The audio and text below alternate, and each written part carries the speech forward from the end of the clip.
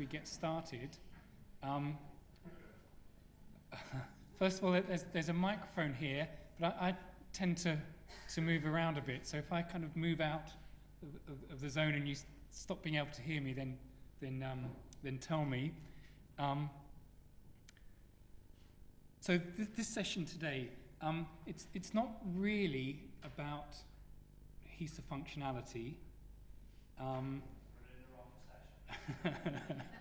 It's not completely about HESA plans, but it just seems to me that there's been a lot of change with HESA and with Banner HESA over the years. We're still in the middle of some of it, and also there are probably potentially some other changes in the business environment as well. And when I started looking at what I thought we'd need to do for HESA in 2011, it seemed to me it was a good opportunity to take stock of where we are, and instead of talking in detail about what we're going to do, think also about how we're going to do it. So thinking about what we've done in 2010, the things and the way we went, the way I went and the way you went about the process of developing the changes that we need in Banner HESA in order to do what we need to do to keep HESA happy. So really, this is kind of not intended as a session for me to spend all the time talking to you. I'm really interested to hear your views about how we can improve the functionality in Banner, how we can improve the way we work together to develop Banner, how we can improve the communications between us, and to think about whether we're doing it the best possible way and how we can do it differently, really. So if I don't get lots of feedback from you, then this will be quite a short session. And I also recognise we're not really in an ideal room for an interactive session. It's quite a big room, and some of you are quite a long way away.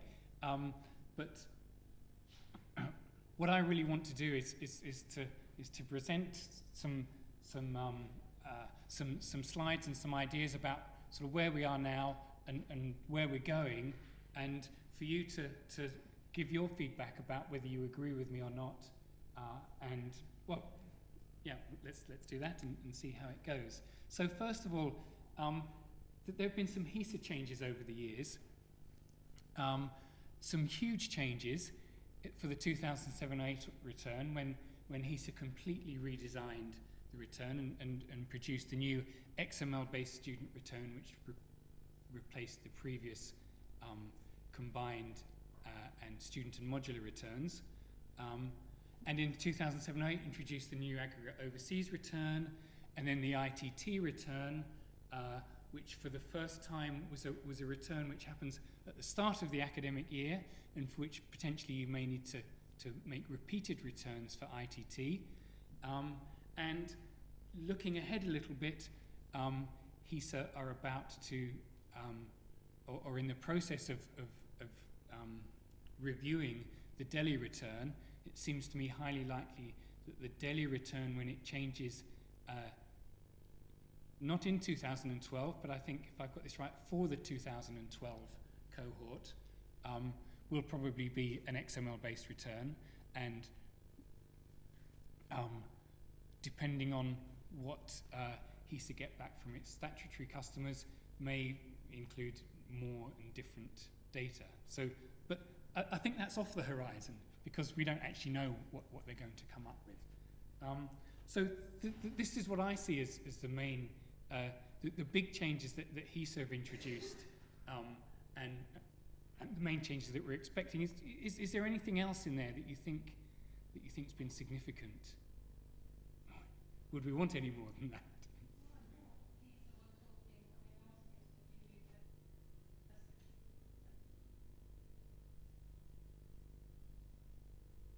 Right. I haven't seen that on any HESA circulars yet. So. Right. And is there a timescale for that, Gillian? And is that a sort of student-like return in terms of reporting what's done, or is it more like the ITT in terms of helping to manage registration of nursing students? Okay.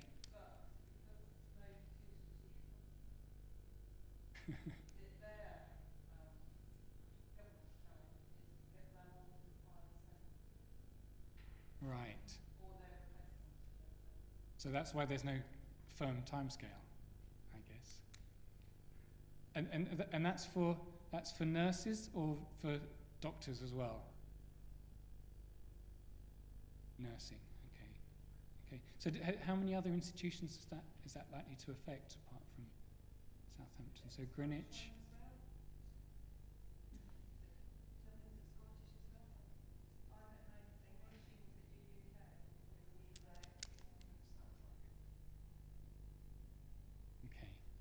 Okay, so that's probably sort of slightly off the horizon, I suppose. Would that be fair to say? Okay, okay. What would be great is to hear more as soon as you hear anything, and the ideal way to do that is to post something to the Commons as soon as you know about it. Then we'll all know.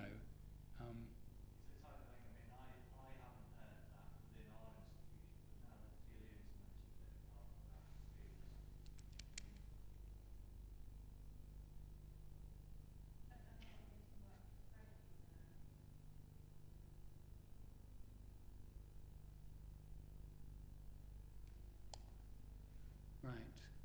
Okay.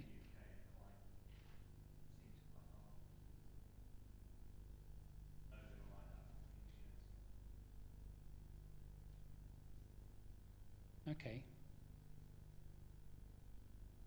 Okay. Anything else? Anything else? Okay.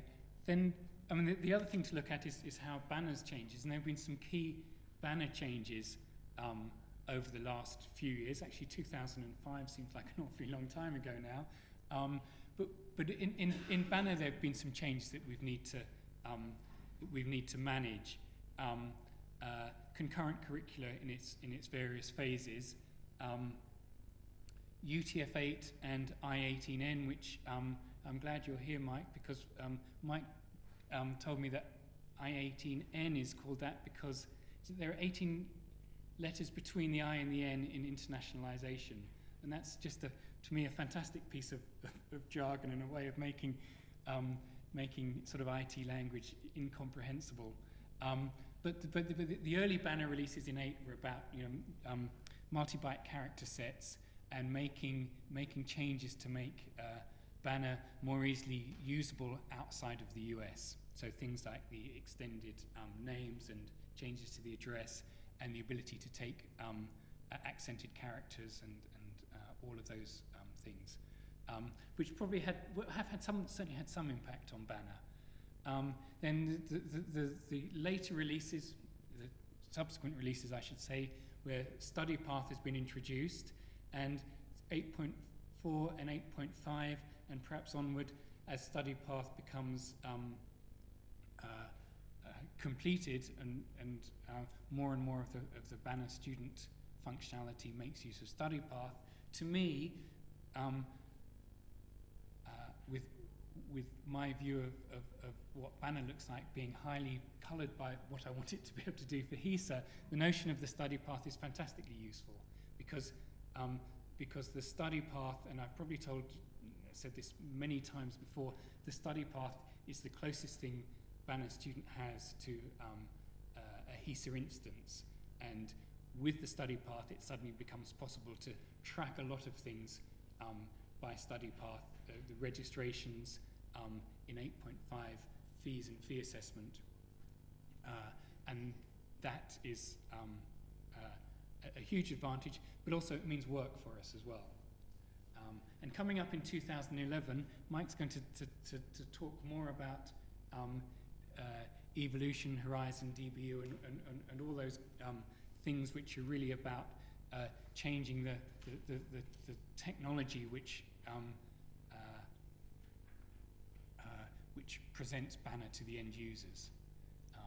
So those are the big things that we've sort of had to cater for as we've developed Banner over the years, and the things kind of that we're looking forward to in the future. Are there other features? Are there other things that you've seen as Banner's progressed, and or things that you're looking to in the future that will affect the way you process data in Banner, and therefore that HESA will have to change to cater for? Question for you, Rick. Do you see any change in the way that you're developing with process rules engine as the baseline? Are there any impacts as far as we're concerned with versions of process rules engine to you? It makes a big difference to the European Solution Centre, because we no longer have to maintain the code, so that means we can spend more time on HESA. The initial version of MDU, which is, have we got a date for the release? The latest date is February 15th, and in fact we're currently testing it this very day, tomorrow. Actually, the blue team has got mass data update delivery, it's got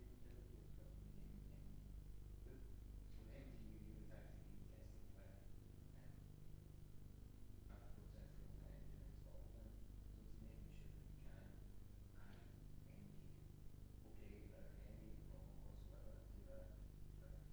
So it's making sure that we can add MDU okay without any problem whatsoever to a instance which already has process rules engine, and then validating that now. So, and all the steps we make to make sure that's tested. Feb 15th looks very good. It has no impact.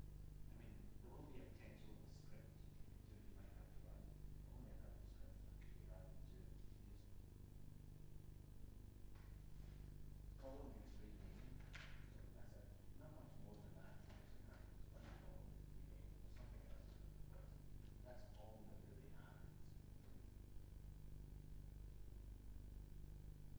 Probably regardless of which version of package you Well, you need to upgrade. I mean, in the end, it's compatible with generally V and WebTailer 8.3.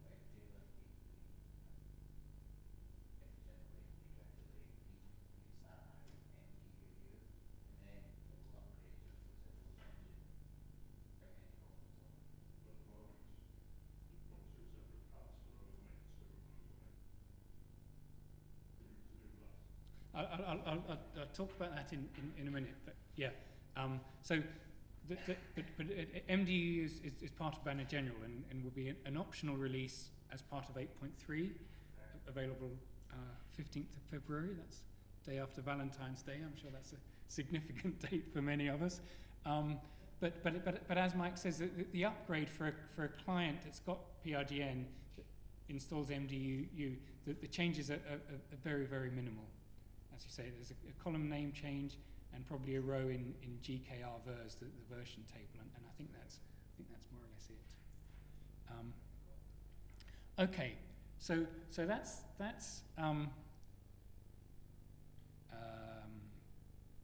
HESA, Banner, and then in terms of Banner HESA itself, just again to put us into context and to kind of take stock of where we are, had some huge changes in 2007-08 to meet HESA's new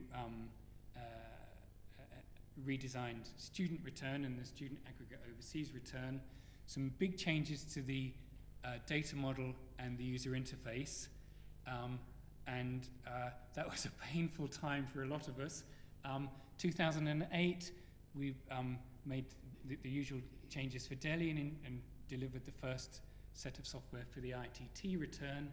2009 really was sort of stabilization and addressing performance and reliability. And then in 8 and 8.1, we had a set of changes which were about making sure that the data maintenance on the curriculum table, SORL-CUR, were giving you control of whether or not you wanted to create a new instance, and the introduction of the instance history table to allow you more flexibility about, you know, is a new learner module row in SORL-CUR, is that a new instance or is that a change to existing instance? And then in 2010, we produced the first version of DLHE based on the process rules engine. we